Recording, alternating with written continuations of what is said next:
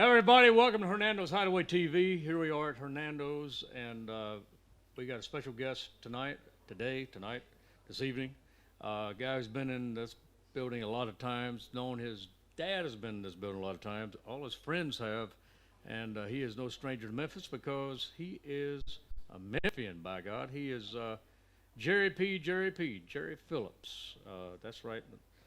Welcome, Jerry Phillips, everybody. Well, Dale, thank you.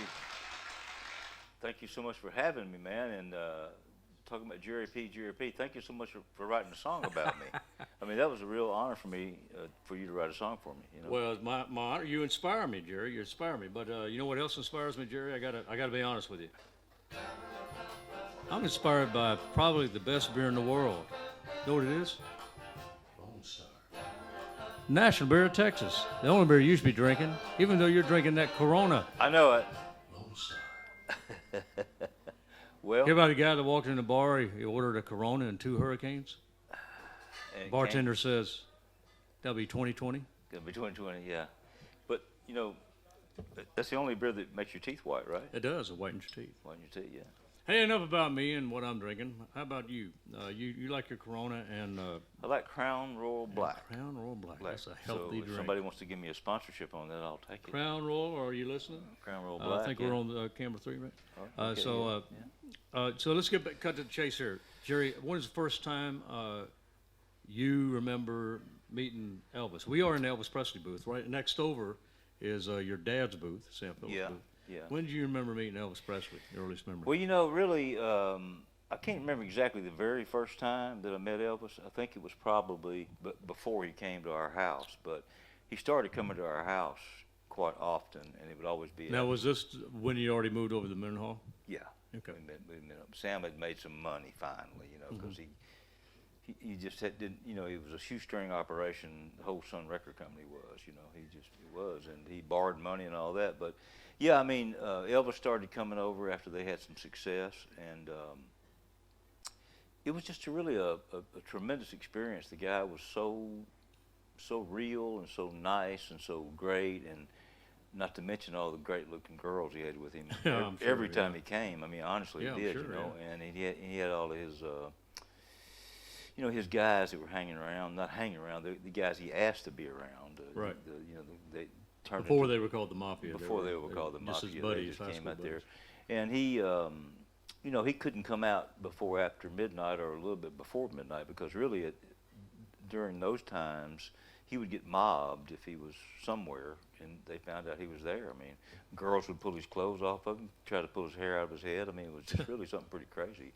People can't really... He was the first. He was the first that was the rock star, man. He was the first superstar all the way. You know? Well, let me ask you this. Now, you see the booths we got here at Hernando's. We got, of course, your dad's booth next to this one. Elvis. Got Fats Domino. We understood he played here in '51. That's a little bit before your time. But a guy that was from your dad's book, the one that I guess they're going to make a movie about it, right? The Man Who Invented Rock and Roll.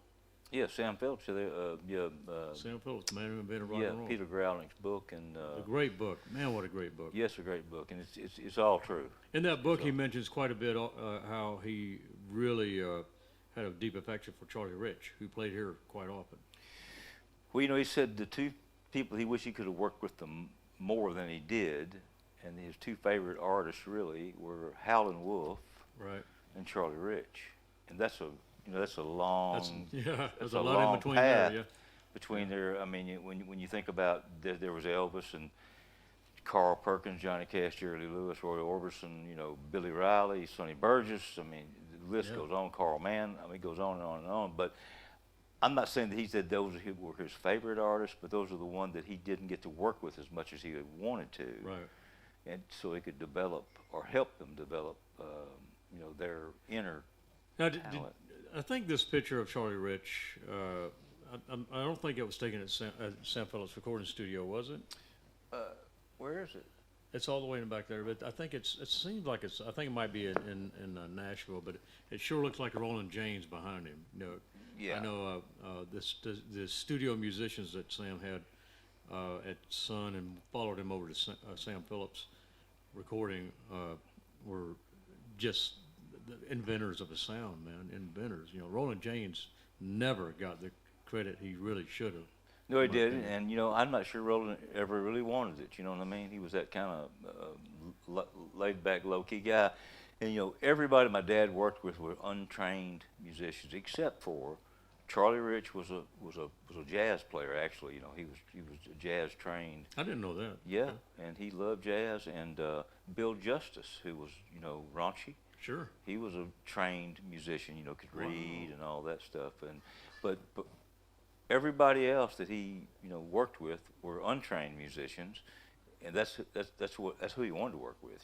He wanted to work with people that hadn't been taught how to play. Well, speaking of Carl Perkins not being trained, and W.S. Holland is a friend of mine. He's told me many stories about their audition with your dad and everything. I think who would have thought that that and right beside Carl's booth is Johnny Cash and then Jerry Lee Lewis.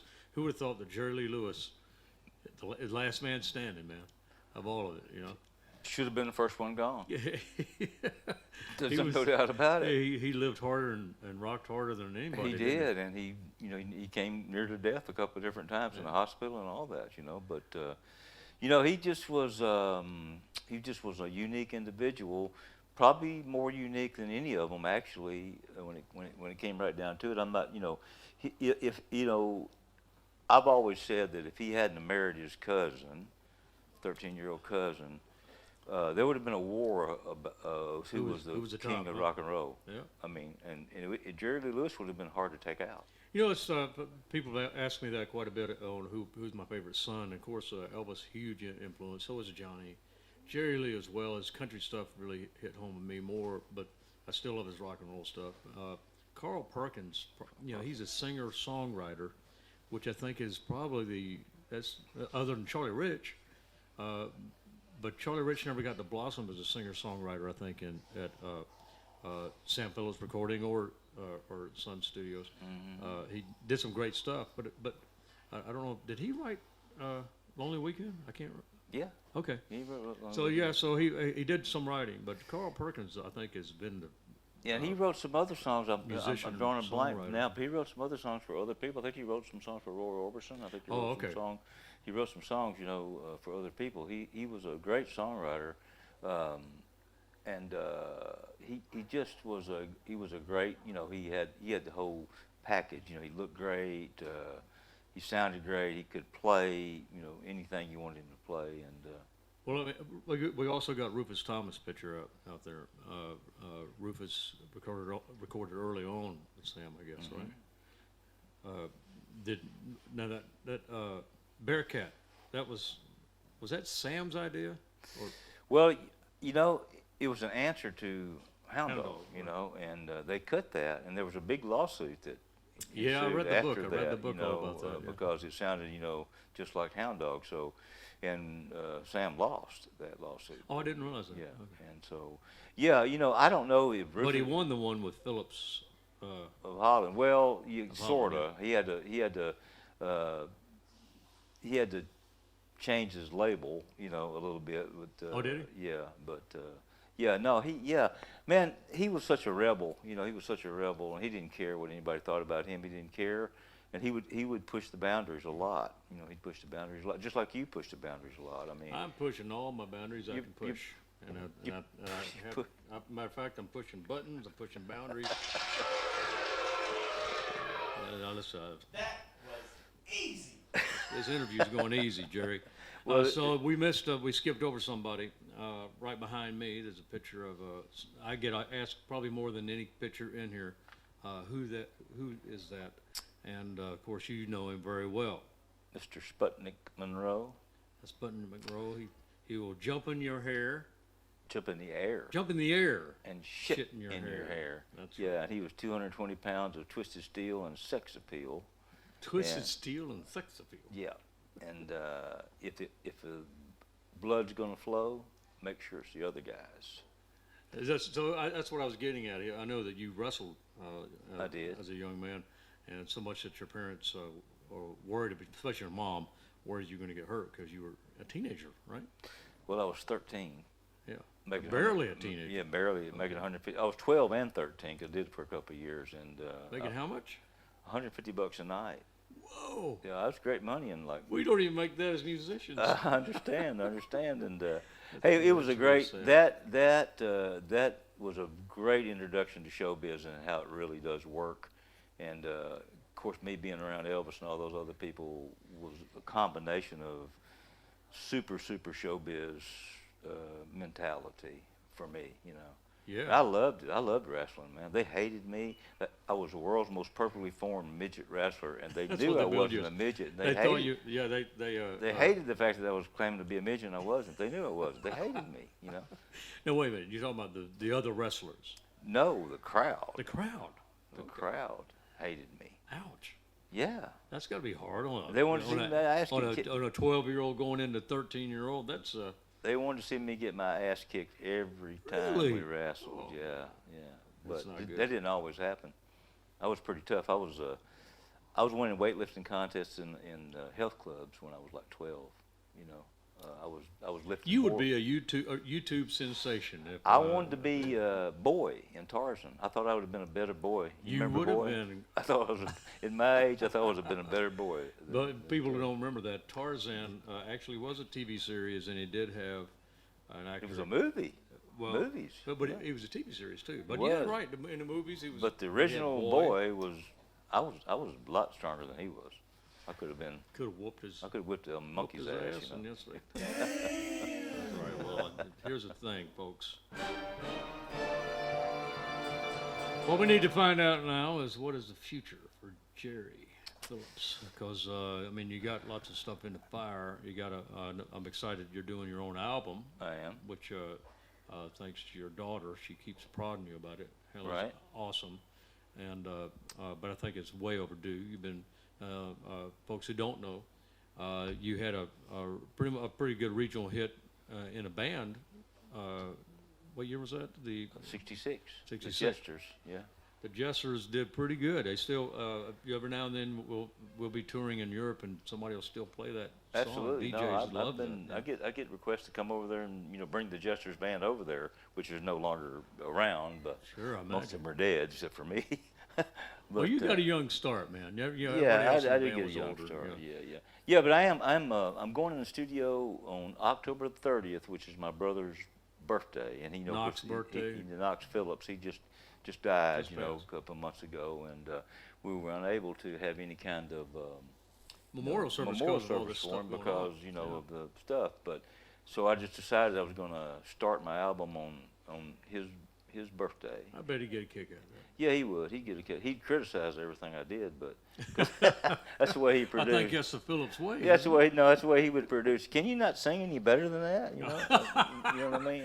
Well, But he would get stuff out of people that sort of like my dad. He could get stuff out of people, but he did it by insulting people, and not my dad didn't do it by insulting people. He just did it by letting them, let it come naturally. Yeah. you Okay. know.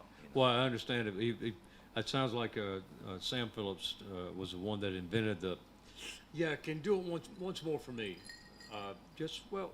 Maybe we got a better one. We got a better one in you. That whole, that producer speak.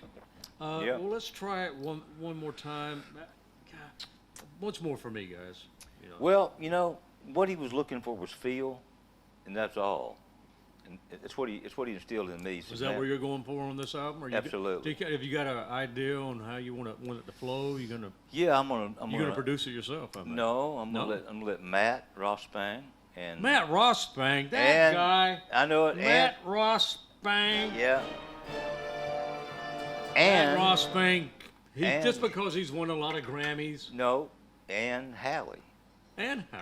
And Hallie. And I'm going to be in there with All that, right. but I'm going to cut it mostly live. I want to be out in the middle of the floor, and I want to have a bar in the corner of the studio with a couple of good-looking girls over there serving drinks, and we're going to have a good time because, damn, I know it. It's true. But you know what? You know it, Dale. In fact, I've learned this from you just since I've been around you. And Jack Clement said it too. If you're not having any fun, That's the only rule I got, man. it's Yeah, not. around me. And I'm Have not going fun. to go in the studio and work. Yeah. I'm not going to No. do it. I'm Well, going to that's go great, play, but- and I'm going to have a good time. For those who don't know, Matt Rossbang is the premier engineer and producer in Memphis, and he's won all them Grammys. He's won. He's well deserved. Matt Rossbank is He amazing. yeah. I got lucky enough. I mean, I remember when James Lott was running the Sun Studios Yeah. over there. Matt was his first. Yeah, kind of intern or Yeah, whatever you intern want to over call there. it. Yeah. But very soon, Matt learned everything there was to know, and so I'm really happy about that. That's great. Well, you know, he has studied Sam Phillips, and every time I do an interview and everything, it ends up being about Sam Phillips and me and Knox and everybody. But my dad was such an important part of music history, so it always has to, Well, come because you're a back to musician, that, and in fact you're going into and do an album, I think how can you not relate to the knowledge and the experience that you learn firsthand? Yeah, well, It's part of it. my brother was a music politician and a record producer and everything, but I've always been the rebel, and I've always been in the bands, and I've always been in the music, and I've, been the one that's been, outside the box a little bit. But that's why I think that, I have so much respect for you because of what you're doing and how you buck the system. And He said buck, by the way, buck. The, yeah, buck buck the system. All right. But getting back to my dad would absolutely love your music, your attitude, Well, thank you, dear. That makes me feel great, everything. though. He would, because he always says, he says, I don't care what anybody thinks about me. I don't care what anybody thinks about me. He was going to do whatever he wanted to do when he wanted to do it, even with his women. He would Well, say, that's one thing about in Memphis in general. I think is why, pardon me, Nashville folks, but this is why Nashville has always had the razz against Memphis, and in New York, all the different places, because Memphis, I think, is we're going to do it our way or no way type of thing. Well, you know who Dan Penn is, of course. Of course. Yeah, songwriter, I'm Your Puppet, and I don't know how many other ones, You Dark Into the Street and all that. Mm-hmm. And if somebody had asked him in an interview, what was it about Memphis that was so different, and he said, we don't let anybody tell us what to do. That's got to be the epitaph right there. Yeah, and Never it's was true, one. man. I mean, if Memphis ever loses its independent spirit, its independent, the way we do things. I mean, that's one of the reasons why I kind of quit. I mean, I'm not completely quit producing records or anything, but when you have to bow down to the marketing departments, It is. Well, that's the way it is. When But you have to do that. I got to give you your daughter, who you handed the mantle over to for all that. Hallie has navigated that very well. She knows how to work it. And with the new people watching us on YouTube, thank you very much. Absolutely. People, if you're watching us on Facebook, I might post this on Facebook. Subscribe to Hernando's Hideaway TV, please. But the internet is kind of leveling the ground a little bit, which is nice because it pretty much annihilated our careers as far as sales of records. It did. Because now everybody's getting the music for free. Yeah, and even if you get a 99-cent download time, You can get a 99-cent. Well, it costs $1 download of a Memphian record. The Memphian record, brand new on thememphians.net. Go and download a and copy do it. of the album, thememphians.net. Well, you know what? Wait It a took a minute, lot of I'm balls. sorry. Wait a minute. I missed that. Dang it! I'm on the wrong page here. But Memphians. You've always been on the wrong page, I've Dale. always been on the wrong page. That's what I've been trying to do. Jim Spake. Jim Spake is here. That was easy. All right. So we're gonna hear from you tonight, though. You're gonna play with the band, and we I am. got Jim Spake on saxophone, T. Jared Mono on piano, and Cold Country Carl on the drums. Cold Earl is Country on the drums tonight, filling in for. Well, we always got different drummers, but Danny Banks is there quite often Yeah. for the Memphians. But Earl's gonna be with us. And And, the piano player. Yeah, T. Jared Mono. Yep, T. right. Jared Mono from Great piano player. Austin. He just moved to Memphis. Yeah. So we're gonna hear what songs we're gonna hear tonight. Well, I'm kind of like a monkey shitting off a cliff a little bit. Me goes a long, long way, so I got to do some stuff that's pretty easy to understand. Let's just say, wait a minute. Let's a monkey Shitting off a cliff. Shitting off a cliff. There you go. That's A good little one. bit of me goes a long, long way. But yeah, I'm going to do one of my originals. Sorry, I'm going to that do was one of my originals cause that's all right. I'm going to probably do. Your original, That's All Right. Now, have you recorded that yet? Because or is that going to be one of the ones you're It's going going to to do be on one your I'm album? going to record. I've got a demo on it, but I'm going to record it I differently. like that song. It's a good song. Yeah, Great and song. I'm going to do My Babe, which was one of the Jester's songs that we had Now, a that was record out. that was a B-side, wasn't it? B-side of Cadillac Man. Yeah, because it was originally, pretty sure it was Jolly Hooker. Yeah, Yeah. I believe that's right. There's I guess who who knows? confusion about that. There's a lot of different reasons. And then I'm probably going to do a Carl Perkins song, which Carl is really one of my favorite people, which was Everybody's Trying to Be My Baby, Yeah. which is what I wish everybody was trying to be. Yeah. Well, they might. Well, you know, they might be. Hey, everybody, try to be his baby. Yeah. That's all I'm saying. I've There- got a there- limited number of buttons I could push here. There's a couple of girls over there that might want to be. I'm not sure. I'm looking at them you right can- now. don't- I know there's one over there. Don't pan. They'll pan to the bar. No, I know. Yeah. I think I'll. Do it. Come on. I just want anyway. So last question: where are you after the record's done, or is there any plans for the movie? Well, I think of- the movie. We're talking about they're Leonardo. talking about doing a movie. Leonardo DiCaprio, I think, bought the rights. Is that right? He did. And for Sam Phillips And main Mick event Jagger's involved with that too. and Mick Jagger. Yeah. And Yeah, things were going really good until this virus hit, you know, and all productions stopped. Right. You know, so I'm in the process now of trying to re-engage with those people and see, you know, where it really is. I mean, I hope it doesn't stop the. no, I don't think there's no way Production this. of it, I you mean, know. quite frankly, I always thought that if there was somebody going to be to play Sam Phillips, and once I heard Leo, I Yeah. call him Leo. I call him Leo. Leo's that's what I call him. Yeah. Well, I would. And Leo would be perfect for it because he Well- does them period pieces so well. Well, did you see Howard Hughes? Howard Hughes is I great. mean, he turned into Howard Yeah, Hughes. man, And I think he's going to turn into Sam Phillips. He might. When he makes this movie. He I might think freak he's you gonna- out a little bit. I think he's going to turn into Sam Phillips. You know what? And I hope that he does. But anyway, before this is over with, I just want to congratulate you and Celine and everybody that's been involved in this resurrection of this unbelievable historic venue here. So many people came out here. I mean, I've been out here 2 o'clock in the morning. Jerry Lee Lewis just wouldn't quit playing.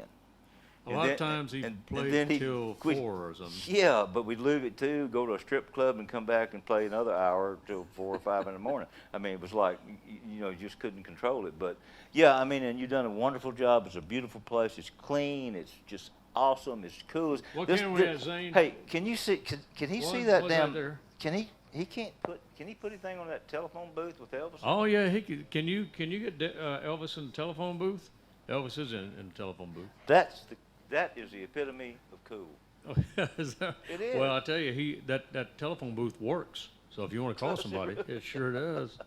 Somebody called the other day. Yeah, actually, I had to make a phone call on the other day. Who'd you call? Had to call a plumber because my phone wouldn't reach his territory or something. So, anyway. But anyway. But I tell you, thank you, Jerry. Thanks for the kind words. I'll tell you this. I want to let it go with this. National Beer of Texas. Lone Star. That's right. You have your Corona. You drink your Crown. I have my Lone Star. National Beer of Texas. Thank All you, right. Jerry. Appreciate Yes, you sir. coming, Thank man. you. Let's go up and pick some and grin some and Let's tell do it. people what we're Let's doing. have a great time. I'm ready. Let's rock. Rock on.